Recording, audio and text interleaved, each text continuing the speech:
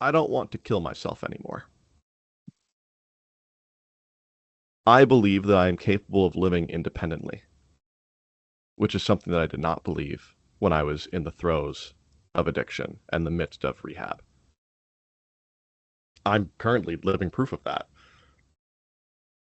I don't sit in my bed and feel like the world is crashing around me. I barely remember anymore just how bad that feeling was. Mm. This addiction is very hard, like any addiction is. It's very painful to get through, but over time, it does eventually get easier. Life does get better. And you reach a place where you don't think about it anymore. You don't think about it as the thing affecting you, but you think about it as the thing that affected you. That's where I'm at now. And that is where anyone else who's going through it can and will eventually reach if they put in that work. I'm Sherry Jonas, and this is Launch. My guest today is Elaine Uskoski. If that name sounds familiar, it's because she was on the podcast back in episode 24, where she shared her heartbreaking story with a very happy ending about how she rescued her son Jake from the throes of a video gaming addiction that nearly took his life. In fact, the voice you just heard was Jake, who shared what I think was one of the most honest and beautifully spoken responses to a deeply personal question. This time, Elaine's back to talk about something equally important: the detrimental effects of isolation on young adults. Recently, she wrote a blog post called How Isolation Can Breed Gaming Addiction, and we're going to dive into that today. Elaine is the author of several books, most notably Cyber Sober, A Caregiver's Guide to Video Gaming Addiction. You'll find links to her work and her contact information in the show notes. This is such an important conversation, so as you're listening, think about who in your life might need to hear it. And don't forget to hit the subscribe button so you never miss an episode. Let's get started. Elaine, Yes, hello. welcome back to Launch. Thanks for having me again. I'm excited to have you back. The last time you joined me, we were talking about video gaming addiction, specifically how you managed it once you realized that Jake was away at school and was struggling. And then what you did since that time in terms of becoming an author, a speaker, a coach. Um, but for anyone who's listening to this, if they want to go back and listen to that episode, which was amazing, it's episode number 24. I understand that you're working on a third book. I am. So can you give us a little hint about what that is, what we can expect? Yeah, the third book is the link between neurodiversity and video gaming addiction, because that seems to be showing up hugely with almost all of my clients. In fact, I'd say 98% of my gaming addicted clients have also ADHD at the very least. And I think there's just not enough information for parents to understand how that plays into the addiction, but also how we parent a neurodiverse child, and how that can help maybe prevent addictions from happening when they feel they're being seen and understood. So yeah, that's coming up next. It's And still a when, work in progress. okay, so there's no expected date when you think it'll be, No, okay. no, no. Well, it's a great topic, and I think it's going to do really, really well. The Thank fact you. that you're making these connections is huge. But today we're taking a deeper dive into addiction, but through the lens of isolation, because we both know that loneliness plays a huge role in fueling addiction. In fact, I feel so strongly personally about parents not letting their kids, their adult kids, stay in their rooms that I did an episode on it and talked about this famous rat park, which is episode 22. if anyone's interested. And recently, you wrote a blog post about it as well, which obviously we're going to talk about it, and I'll put it in the show notes. But so for our listener who's unfamiliar with the study, because we can't assume that everybody knows this study, I'm going to explain it quickly so parents can understand how dangerous isolation is for our kids. And not just for those who are gaming, but for every adult child who is spending hours upon hours in their bedrooms, whether they're scrolling on social media, watching Netflix, or on YouTube. This is for every kid that's in that bedroom. So here's the study. Back in the late 70s, I know you know this is for our listener. Back in the late 70s, Canadian psychologist, love that, Dr. Bruce Alexander noticed that all the classic addiction experiments were being done with rats who were kept alone in small cages with nothing else to do and no other rats to play with. So, to no one's surprise, these rats became addicted to the morphine-laced water, and so he decided to try something different. He built Rat Park, which was a big social space, well, with all kinds of turning wheels and activities, and obviously clean water as well as the morphine laced water. And of course, he included other rats. Well, in that environment, the rats hardly touched the drug water, and even the rats that he had put in that were addicted stopped drinking the drug-laced water. And that's literally, it was the same drug, it was the same brain, but when he added social connection and stimulation, their addiction pretty much disappeared, which is why Dr. Alexander believes that addiction isn't just about personal weakness or brain chemistry, but about the environment. And we'll get into more of that. And since then, there have been a lot more studies suggesting that the cause of addiction may be more about socially disconnection, maybe more about being socially disconnected than the substance or abuse itself. So, Elaine, when you are coaching young adults who are addicted to video gaming, do you tell them about findings like this? Because I'm so curious what these young adults would say about a rat park study, for example. Yeah, well, in my case, I work with parent coaching, so I am sharing the experiment with parents so that they have a better understanding. Um, at this point, I haven't really started to introduce that to the gamers. Um, the problem I have with introducing it to gamers is that they believe because they have video games and because they have online friends, they have all the stimulation and community they need in their rooms. Mm.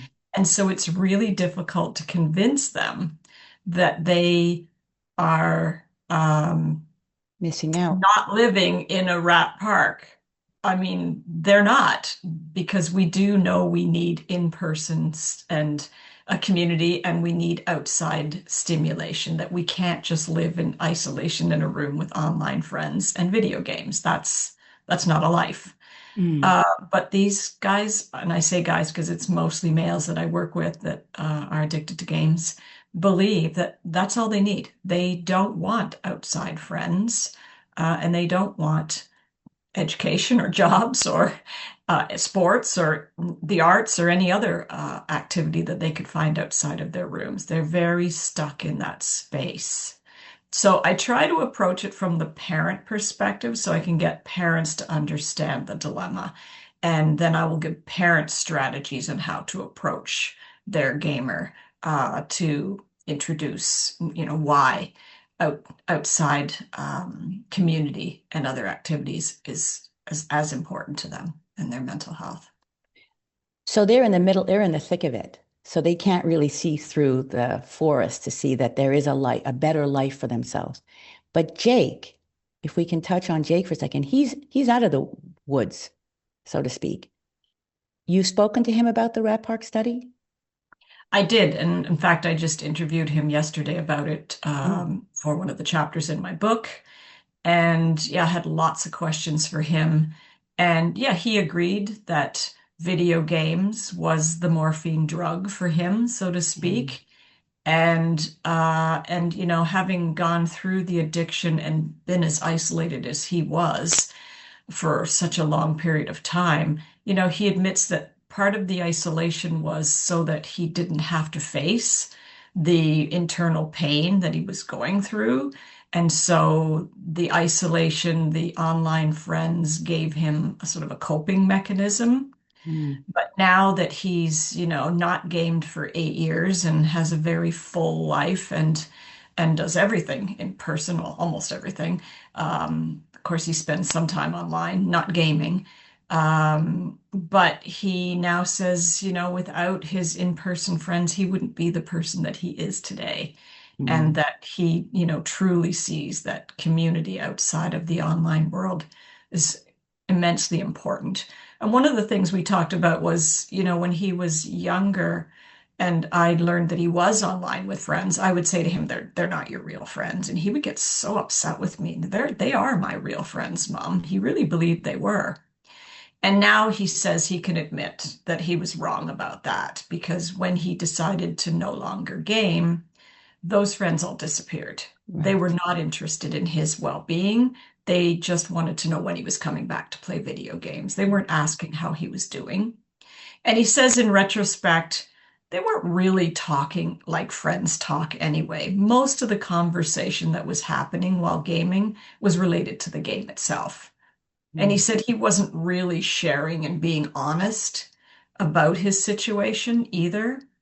And one of the reasons that he avoided being in person with people is because he felt they would Mm. physically see he was struggling, and then he'd have to be vulnerable, and he didn't want to go there. Right. Right. Um, there was a study done in 2019. I'm going to be making references to a few studies by the American Psychological Association that found that heavy gamers often feel that they are socially connected while they're gaming, to your point. But once they're offline, they report high levels of loneliness, poor sleep, and almost no real world support. So if heavy gamers feel so connected online, but lonely and unsupported offline, how can they believe that all of their needs are being met? And what about intimacy? Well, one of the things that were interesting that Jake said yesterday was that if he were to admit that he was lonely and that he was miserable, then that would mean all the years that he dedicated to gaming would be a waste. Mm. He wasn't ready to admit that it was so important to him and it brought him such temporary joy. And we know it was temporary because, as you say, when they stop gaming, right, then they're really feeling their pain. But it gave him such joy and it allowed him to uh, avoid working on the internal problems that he was having, that he Mm. did not want to see that as a waste. He saw it as food. Whenever I talked about detox and gaming, he said it felt like I was removing food from him because he felt like he needed it to survive at times. Right. But And I work with a lot of young men who have no interest in intimacy at all, which is so surprising. Upwards to guys in their 30s, not just young teens. Some are wow. having online um, relationships. I think there was a study I read quite some time ago, a statistic that 50% of young people today will have their first sexual encounter online. Oh, dear Lord. Mhm, mhm. So that's sadly becoming a norm.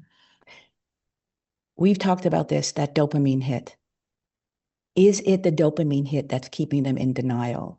And that's, I know that's dangerous too, because you can't just take away the whole, the gaming because of the dopamine, but and they'll go through withdrawal. So let's talk about the fact that they actually are getting a drug going like racing through their body that's keeping them gaming. Well, and for a lot of my guys who have ADHD, they're not taking medication. Some Mm. haven't even been diagnosed or in the process of getting an assessment done. And so they're low dopamine to begin with. So there's no greater source of dopamine. Jake says today that no matter what he does and how active his life is, Nothing he does today gives him the same dopamine hit that gaming did. Absolutely nothing. He said he's just had to learn to live with a lower level of dopamine. Mm. And that's fine. He's very happy with that. But if you're low dopamine, you're going to go searching for it. But also, the gaming isn't just giving them dopamine, it's giving them a feedback loop that's positive. It's giving them instant reward. It's allowing their brain to operate at 100%, which is where they're happiest. It's under pressure. So, all the things that somebody with ADHD craves is right there in the games. It's highly, highly stimulating. But once they start that level of dopamine, the big myth around gaming addiction is, well, just take it away, turn off the internet. Mm. Except what will happen because their brain is so used to that level of dopamine that for the first 5 days, the natural dopamine that their brain produces will completely stop. It will come to a halt for 5 days. That's the withdrawal symptoms. That's when they feel the most miserable. And so, if you don't know how to help them through that withdrawal, you can't just turn it off. Some kids become violent. Some kids become despondent, suicidal. It's miserable. It was a miserable time for Jake. I had to watch him 24/7 when he was going through his initial detox. They also go through that grieving period of, I don't have this thing that meant so much to me. And also, I don't have my online friends. Now I'm completely cut off from the world. Now I'm completely isolated. So that's a dangerous place to go and a dangerous way of thinking. And so we have to be very, very careful about how we introduce any kind of change to the dopamine levels of the brain. So, for any parent listening, this is not something you suggest that they do on their own at home No. without someone like yourself kind of coaching them along the way. Yeah, no, I did it on my own, but that was 2014 when it was really on anyone's radar. There wasn't a lot of help. I went on instinct and got lucky.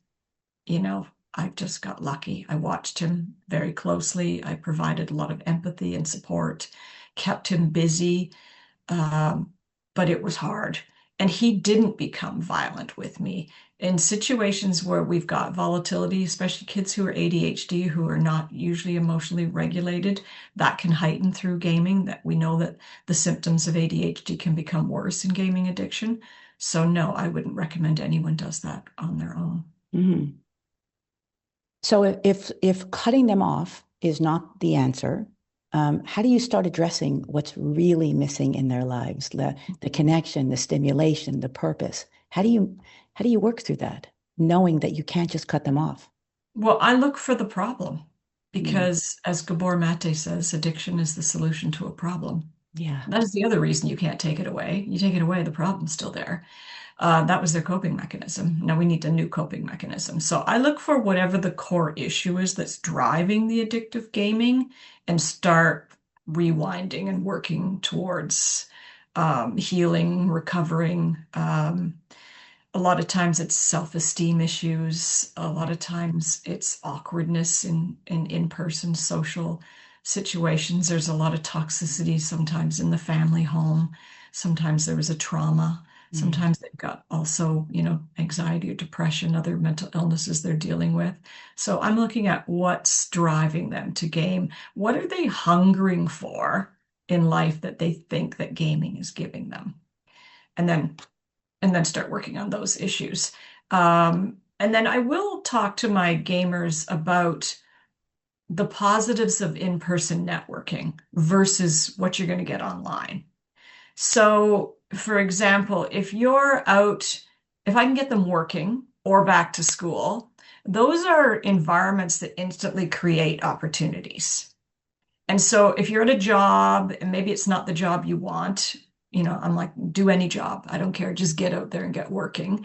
Because once you're in the job, somebody may see a skill that you have that you didn't really recognize that stood out. And then you'll hear things like, hey, Jake, I've noticed you're really good at blank. And I have a Mm. brother-in-law that's just started a business and could use somebody like you. Let me make that introduction. And that opens doors and opportunities. And for every person that you meet, they also have their own network. So you're tapping into a lot of people and a lot of opportunity.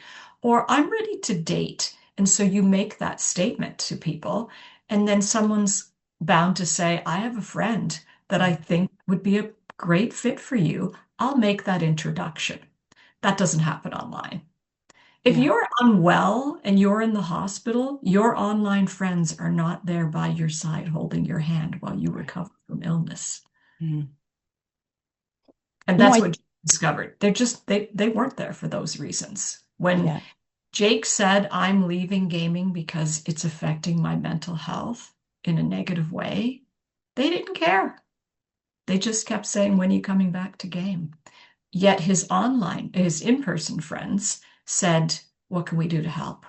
Mm. Won't game around you if that will help. What kinds of activities do you need to do? Let's get together. Do you need to talk? How can I support you through this? It was a very, very different scenario in person than it was online. Let me ask you something. When does this intense gaming start? Like, what age does it start? Because I was just thinking about something you said, and I want to ask you a question about it. But first, before I say anything, I want to ask, what is the starting age where they start getting like into this vortex of constant gaming? Well, the average age of a video gamer that's addicted is a male between 18 and 25. So a large number of my clients are young men who have failed out the first year of college or university, or have had two or three attempts at university Mm. and just found themselves locked in their dorm rooms gaming and not attending classes, not doing the schoolwork. But for Jake, he started to play online multiplayer games when he was in middle school. So that would be, 11, 12, 13, because he was bullied at school. And so Mm. he went online and discovered that there were kids just like him, gamers. And, back when he was in middle school, gaming wasn't as popular as it is now. So he was considered a geek, a nerd, Right. he was different. And then he got online and went, oh, there's other geeks and nerds out there. But also, there's also kids with a whole lot of emotional issues online as well. And so he started to gravitate towards it because he found community. Mm. But it really wasn't until high school hit that, actually, let me back up. It wasn't until university hit that the heavy gaming started because school was too stressful for him and he wasn't making friends. And he actually didn't think he could manage the program. He didn't feel very smart. He had come from a gifted program with a small group of kids, so he was a big fish in a small pond. And then Mm. suddenly he saw there was a lot of kids smarter than him. And that really tanked his academic confidence in himself. That's when he drove into the gaming in a heavier way. We didn't know that at the time because that was first year. And he came home and said it was a great year and he passed everything. But in second year, when he accidentally deregistered himself by making a late payment and panicked, that's when the gaming really got out of hand. And so I think it takes time to build. I don't think it's something that happens overnight. Mm. But certainly, if a child is struggling with an issue that they don't feel they are getting the help or support with, or don't feel like they have anybody to ask for help and support, they'll slowly start to drive themselves into more and more gaming if the problem doesn't get resolved. So the reason why I asked is because I think that school, whether it's high school or first year university, college, it's very traumatizing. It's very traumatizing. So when these young adults in their 20s, you're trying to work with them and try to show that there's a life outside of their bedrooms and their gaming, they don't know about that life because they only have school to fall back on, and the bullying or the trauma or the feeling really shitty about yourself at school. That's what they're going to think back, they think that's what life is. But the Mhm. truth is that when they get out and they get a job, there's a whole other, it's a different world than now when you're starting to work. And I think that that's something that young adults don't realize, that actually school is not life, and that No. whatever happened at school is not going to happen in real life for you because now it's just a different environment. And like Jake, when he got a taste of what it was like to actually go to work and meet a diverse group of people or like-minded in the field that he was studying, that it was a different experience. That's what I think. There's a lot of trauma that goes on in high school and first year. That's what keeps them afraid of trying the world again from a different, perspective of working, you know? I would agree with that. And I'd also add to that that I think there's just far too much rescuing from parents. And we are not preparing our kids to live independently and go away to school. The problem-solving process is not being laid out for them. They're being told how to fix their problems. Yeah. They speak to their parents. This comes up a lot with my clients where they want to talk to their parents about an issue and they're either shot down with dismissiveness or judgment or don't be ridiculous, don't feel you shouldn't feel that way, Mm, or they start asking a whole lot of questions because the parent's trying to formulate the answer in their head without actually helping the child work through the problem solving themselves and letting them make the best decision. right. Uh, and even if it's the child chooses not the best decision, they're going to learn from that as well, right? Hmm. Okay, that didn't work. Let's back to the drawing board. What do you think you could do next? Let's talk about this. And so, in Jean Twang's work, who's a researcher of generations, Yes. she believes that this generation is maturing up to 3 years behind because there's so much insular protection in the Mm, home. And a lot of that was caused by, 9/11 and Columbine, where we started to see the world outside of our homes as dangerous. And so we became more protective. We started driving our kids to school instead of walking. And mm, there was no more free range, you know, childhood and tracking on phones and, staying at home more. mm. And so all of that is contributing to our kids maturing much later. And so we're sending kids off to university, some 17 and 18 years old, with the maturity of a 14 and 15-year-old.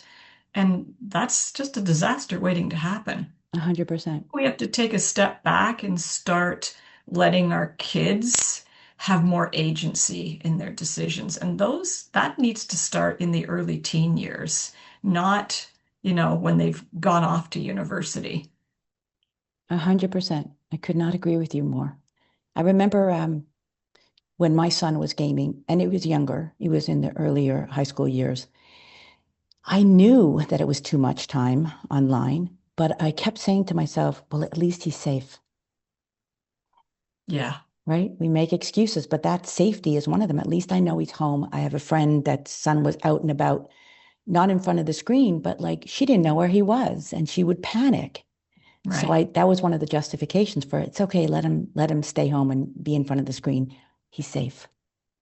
Yeah, I was submitting to my editor with my second book. I think it was my second book, might have been my first. And I said, well, at least he's not doing drugs and he's not Right. committing crimes and he's not drinking. And she wrote in the side edits and sent it back to me, said, this is the justification that abused women use to stay in abusive marriages. Well, at least Wow. he's a dad, at least he has a job. And that really hit me. I thought, of course, addiction is addiction. I Yeah. can't justify this addiction because he's not doing worse things. Right. Um, there's this British author. His name is Johann Hari, and he's written several best-selling books on addiction and depression. In fact, his book, Chasing the Scream, he writes, the opposite of addiction is not sobriety, it's connection. Mhm. According to Harry, addiction happens because someone feels isolated, lonely, or disconnected from meaningful relationships. The real solution isn't necessarily to stop the addictive behavior, but to build these healthier connections with people. So that is your ultimate goal with the young adults that you're working with and their parents is to create these meaningful to show them that there's a world out there where they can have those meaningful connections. And I Yeah, think it I rarely ever look at full detox initially with a client okay. because it's so dangerous, and because we haven't dug into what the problem is. Even though parents are at the point where they want to throw it out the window and they want to unplug it, that's not my first step. What I want is to help the gamer build a life outside of the gaming that becomes much more meaningful. And then the Mm, gaming becomes sort of a backseat thing because it is a behavioral addiction. You do not have to have full sobriety. Jake chooses sobriety because that's what works best for him. He tried harm reduction, it didn't work. But you know, you can learn to have a healthy relationship with gaming or screens while still having a life around that or outside of that. So that's mhm. usually my goal is to get them to, you know, get exercising. That's one of the first things. Get a win. I'm looking for small wins. You know, go to the gym. And I tell them it's not going to feel great for the first couple of weeks. It's going to feel crummy. You're going to hurt, feel the Mm, burn. It's not going to feel natural, but give it a couple of weeks and then your body will start craving it. And your mood will elevate as a result of it. And maybe you don't have to start with the gym. Maybe you just start with 15-minute walks every day. Just get yourself moving. I just want little wins where they start to see some progress. And then let's start job searching so that we can get them an interview because that's a win. Oh, somebody actually wants to talk to me and interview me. And then mm. we get through the interview and they've been hired. Oh, that's another win. Oh, somebody actually thinks I'm worthy of this job. And then they start the job, the paycheck. Also, you know, that's another win. Oh, I'm getting paid for this. And then you're getting feedback about your work. So it's another win. So just all incremental little wins along the way, because those are dopamine hits on their own. Definitely. Um, and, you know, and they are all confidence builders as well. Right, right, right. Um, I just read this recently and it shocked me. In 2023, 2 years ago, the US Surgeon General put out an advisory declaring that loneliness and social disconnection were a public health crisis. Mhm. The data is so striking.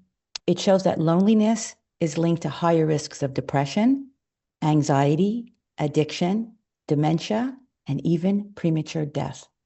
So, in the context of gaming and screen time, if loneliness is that dangerous, it makes sense why young people are retreating into that world for relief. But then it becomes this vicious cycle. So, how do you help the adult child? So, you've actually started mentioning these things. We're looking at how to break that vicious cycle of loneliness. And that's, Mhm. and I love the fact that you're saying it's not a complete, halt. It's baby steps, Mhm. slowly baby steps out the door and into the world and realizing that work is nothing like school and that there are all these wonderful motivational dopamine hits that come from working and getting hired and getting paid. So, but that's the cycle. I mean, it almost feeds into itself because if they don't do it, the loneliness, it's just, but I was shocked when I read that the advisory declaring that loneliness and social disconnection is a public health crisis. I mean, that's why for me, Elaine, I feel so passionate about getting kids out of their room. I feel like nothing good is going to come from it. So we have to stop being so afraid of the world. We have to trust our young adults that they're going to be okay, and we cannot perpetuate this because the loneliness that's happening in that bedroom is way worse for them than facing rejection of not getting a job or dating somebody that doesn't want to date you anymore. So I have another study. In 2020, a study in addictive behaviors showed that when gaming replaces face-to-face interaction, that the loneliness and depression increase. And I know I'm bringing up these studies a lot because, like we spoke about earlier, the rat park wasn't the only one. It was just the beginning. But gaming really isn't the root problem. No. So I think you're right on to say to parents, don't just pull the plug, so to speak, on the gaming. Because like you said, this is a coping mechanism. There's something deeper going on. And the fact that these parents don't even want to recognize that there is a deeper problem, which means that your job is, I mean, it's a lot more than just saying, let's get them not gaming anymore. They're doing this because they're really avoiding some deeper, darker pain. But Mhm. in your blog post, How Isolation Can Breed Gaming Addiction, I really appreciate the suggestions that you give parents, how they can overcome this habit without dealing with the confrontation, the defiance, the denial, which is not easy. And and since I love offering actionable steps, I'd like to talk about, and you've mentioned them, but I'd like to talk about what some of the things that you've offered in your blog post, although it will be in the show notes. But can you start? You've listed five. Can you start to share some of those suggestions? Because I think they're actually amazing. Yeah, I've got them in front of me because there's, titles and then subs under the titles. So, Mhm. just exploring with curiosity with your child, first of all. And back to the you can't just turn off the internet or take it away. If you start talking to them about gaming in a negative way, you will completely lose them immediately because this is a part of their culture and it's really important to them. And there's a lot they get out of gaming. If they're not addicted, you're a recreational gamer. There's lots of things that you can gain from gaming. It's a wonderful recreational thing that you bring skills to, and that can translate to other areas of your life. And so, just exploring with curiosity for me is really important. I often say to parents, ask them about their games. Ask them about the avatar they've created. You can learn a lot about who your child wants to be, not Mm, necessarily who they are in a game. Ask them, what's the most valuable thing that they get from gaming. I often, when I'm speaking to gamers, will ask them, what skills do you bring? And then where can you translate those skills to other parts? Because I want them to feel positive about the skills that they take into gaming. I great don't want to question. strip it down and say there's nothing good about it. That's just you're gonna lose them for sure when you do that. And ask them, what would your life look like if you didn't game for a week? What would that look like? You're gonna learn how frightened they are about the outside world with that question, right? That if they're gonna tell you that would feel miserable. Jake and I just talked about this yesterday because COVID was so difficult. We saw a lot of isolation in COVID. And he said immediately for the first couple of weeks, isolation was kind of neat and he could focus on some at-home projects and some things that he hadn't been doing because he was already detoxed at that point. And then by week 3, the little voice in his brain was saying, play a game. Come on, it's been Mm, a while, you'll be fine. And he recognized immediately that was a dangerous place. And he knew the problem was that he needed community. And so for the first 2 months, he came home and lived with my husband and I. We created our own bubble. And then he created a bubble with a friend of his and his wife that were in a house together. And so he spent some time with them. And then eventually he moved to the neighborhood his brother lives in because his brother has an autoimmune disorder, so he had to have a bubble as well, and he couldn't travel on transit mm, when right. So he knew immediately, I need community and I've got to have to create community. And so what's that look like for your child if they don't have games? How would they create community? The second one is well, it's sort of the same thing, validate their current world before the limits of it. So talk to them about the importance of being in person, right? Oxytocin is produced by the brain when you're in person. that's That right. doesn't happen when you're online, and that helps to teach you about trust and bonding Yep. and why that's important. And body language and what it feels like to be in the presence, the energy that you get from being with other people. Those are important things to talk to your kids about that do not exist online.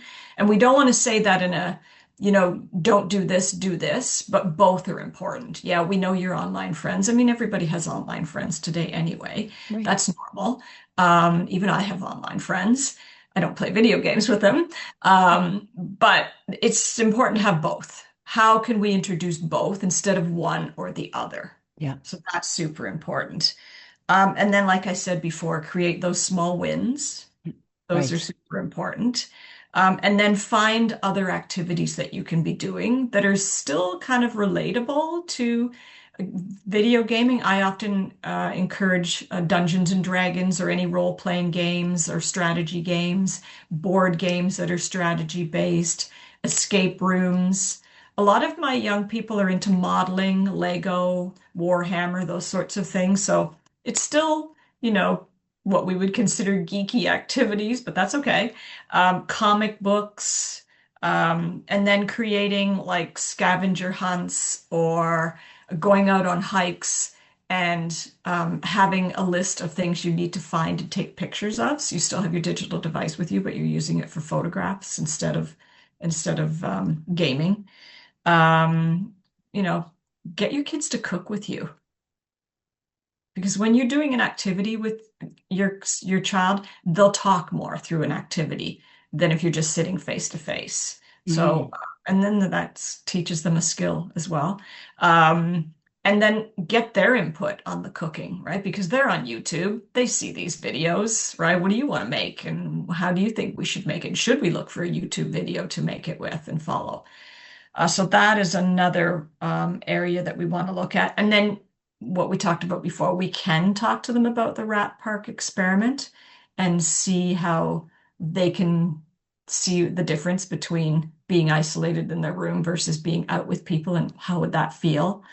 Um, and then how do we create a richer um, rat park environment for them, right? Yeah. That doesn't include being in their room.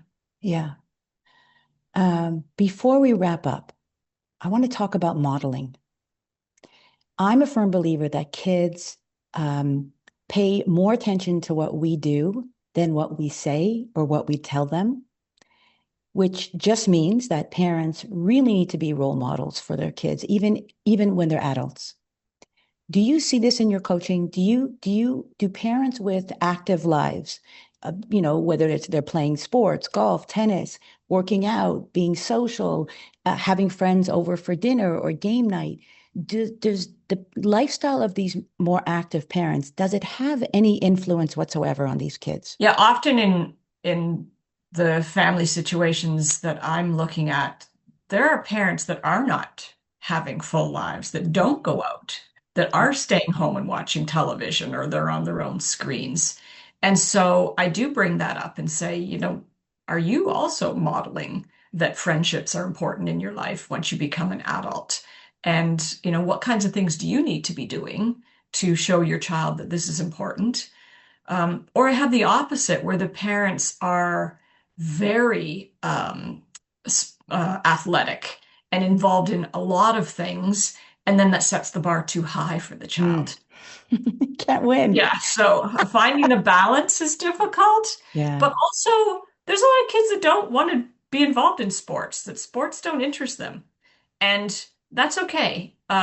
Team sports, not your thing. I'm fine with that. Hmm. Jake was never really a team sport guy. His brother was, but he would do archery and he would do snowboarding and he would play singles in tennis, right? So those were solo kind of things where Right. he was challenging himself, and that was okay. He's found rock climbing now as his activity. And he loved when he was in university in the last year, he joined Muay Thai, which is a martial art.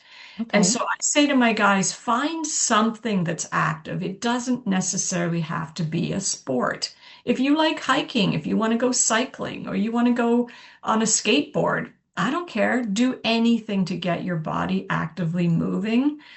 But also, if that doesn't interest you either, let's look at the arts, right? If I have somebody that it really enjoyed drama when they were a youngster in school, go find a local theater. And maybe you're not going to be acting, you're going to start maybe as a stagehand, but just to get back into that environment of like-minded people to see if that's an area that you want to start working in. Make your own music. Right, DJing. There's all kinds of activities that they can be doing. Learn an instrument. Mm. So it doesn't necessarily have to be all about sports. It can be whatever you're interested in, art classes, arts and craft, whatever it is that floats your boat.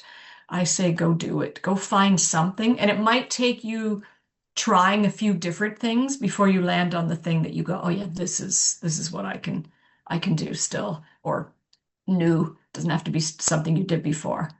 Um, So, Yeah, a lot I of think, parents will say that they can't force their kid to do these things, but how do you do that? I mean, is it because you're the therapist and you're kind of expecting that, the next time you speak to them, they will have made a couple of changes or made some efforts? Like, what is it, what is it that you're doing differently that you're getting them to try these things that the parents are saying, I've tried everything and nothing works? Because we're going to hear that. We're going to hear parents going, that doesn't work. I've said it, I've suggested, nothing works. They don't want to stop. But you're suggesting it. Is that the difference when it's coming from a third party? They're more willing to do the things that you're suggesting? well, parents are outdated people to a youngster. What do they know? Right? Why would I listen to them? They Right? don't understand my world. Right. Somebody objective, Mm, yes, they'll often listen to. I don't generally make suggestions. I okay. give choices. Ah, love And I that. and I tell parents they need to give choices. Don't say, "Hey, do you want to go out cycling with mom and dad tonight?" Say, "I'd really love to spend some time with you this week." And I was thinking we could either maybe go for a bike ride together, or do you feel like going out and doing an escape room? You decide. And Elaine, then, I did okay, choices for my kids their whole life. right. Right. Yeah. And I have this night available or this night available. Mm, You choose. And then let's look at the time. So I'm available from this time to this time. Which time works for you? So now they've made the decision about what they're doing. They've been able to make the decision about what day, and they've even gotten to choose the time. So they feel like they had agency in the decision making. It wasn't you saying, let's do this, or why don't you do this? yeah. When someone starts a sentence with should, you should stop listening. So don't ever start any of your sentence with your kids with the words you should. Yeah. But I ask, okay, what are the things that you used to do that you might find you'll still be interested now, or something similar to that that you Hmm. might find interesting? Or what's a new thing that you've never tried that you think you might want to try? Um, so we have conversations about where do you want to make changes in your life? What's the barrier to those changes? And what's the first step we can take towards creating change? Hmm. And then they get to decide what's the first step I can take. Oh, well, I could go for a walk. A lot of kids are willing to go for a walk before they're willing to hit the gym. Gyms are not social places anyway, and they're quite intimidating. Yeah. And so you're better off to just be out, maybe join a hiking group instead. But you have to be Hmm. careful of that too, because, if it's daytime, it can be a lot of people that are much older than you. Probably easier to find a cycling club in the evening. I often tell them to go to recreation centers where there's, rec volleyball or basketball or pickleball and do it in the evening, not in the day, because you're more likely to run into younger people. So you're not meeting with resistance because of your approach, because of how you're being so open-ended. You're letting them tell you what they want to do, and you're giving them options. Oh, sometimes I'm met with resistance. Oh, you are? Okay. Um, They're holding on to that addiction pretty tight. And mm, also, remember, I'm working with kids that are neurodiverse, and often social interaction is not comfortable for them. So a okay. lot of times we have to work on that, how they can, so a little bit of exposure therapy of let's try a little bit, stepping out of your comfort zone. What's your worst fear? What's the worst thing that can happen? How are you going to handle that worst thing that could happen? Because really, we're never afraid of what's going to happen. We're afraid of how we're going to handle what's going to happen. Mm, So if we've got some good coping strategies in place for how we're going to handle adversity, we're more likely to be able to go comfortably and try things. right. So a lot of times it's just about, I have difficulty making friends. Okay, let's talk about why. Is it you have difficulty striking up conversations? A lot of my kids are quite deep thinkers and like to have really meaty, meaningful conversations.